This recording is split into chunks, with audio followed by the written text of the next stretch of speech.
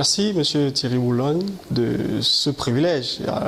Merci également à l'Institut Saint-Jean qui a mis tout ce qu'il fallait en œuvre pour que cette période d'immersion soit possible, dans l'optique justement de m'imprégner des approches pédagogiques européennes, de mieux comprendre ce qu'il y a autour de ce projet-là, dans l'objectif final de revenir en Afrique à l'Institut Saint-Jean et voir comment implémenter des stratégies d'éducation, des nouvelles approches pédagogiques dans le but d'améliorer la qualité de la formation de nos ingénieurs au Cameroun, dans la sous-région Afrique centrale en général.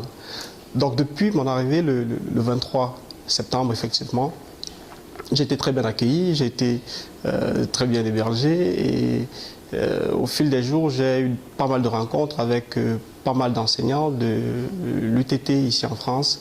Et au cours de ces échanges, nous avons eu l'occasion justement de mieux appréhender le concept de la coopération du projet européen MOSFIC. Nous avons eu l'occasion de partager pas mal d'expériences dans l'enseignement, dans la pédagogie, qui nous ont réellement édifiés énormément. Et donc, avec la poursuite de notre immersion en Bulgarie puis en Belgique, nous croyons vivement que les aptitudes, les connaissances que nous avons acquises, que nous avons apprises, les expériences que nous avons partagées ne vont qu'aller de manière croissante. Donc, c'est tout à fait bénéfique cette immersion.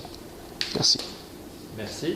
Et puis un petit mot supplémentaire, Emmanuel, pouvez-vous nous décrire un petit peu quelle est votre ambition pour le bénéfice de l'Institut Saint-Jean? Comment vous voyez l'Institut Saint-Jean dans quelques années?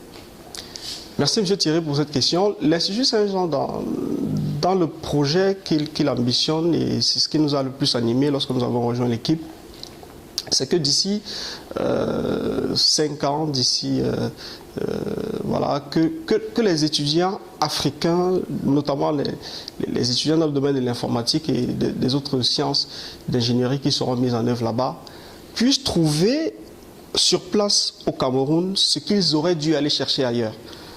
J'ai discuté encore avec l'un de mes amis hier sur WhatsApp et il me parlait de l'un de ses cousins qui voudrait venir faire des études en Europe dans le domaine de développement mobile d'applications. Et je lui demandais, mais est-ce que s'il trouvait sur place au Cameroun une formation équivalente à celle-là, est-ce qu'il aurait toujours l'envie de partir? Voilà. Parce qu'en fait, si nous pouvons mettre à leur disposition sur place au Cameroun ce qu'ils auraient dû partir ailleurs pour trouver, alors ce serait fantastique. Et c'est le projet que nous ambitionnons en fait.